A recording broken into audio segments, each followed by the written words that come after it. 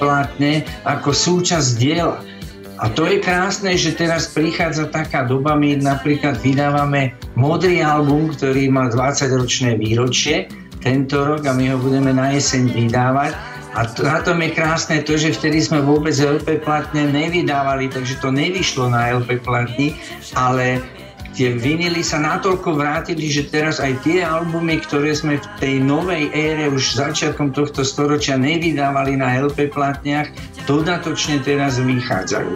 To je prekvapivé a je to zároveň krásne.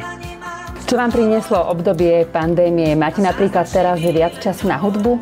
Mám viacej času na také veci ako skladanie pesničiek, to je činnosť, ktorú mám najradšej. Nestrácame toľko času v autách a na diaľnici, takže to je pravda, to sa dá hodnotiť ako tá jedna z mála pozitívnych vecí.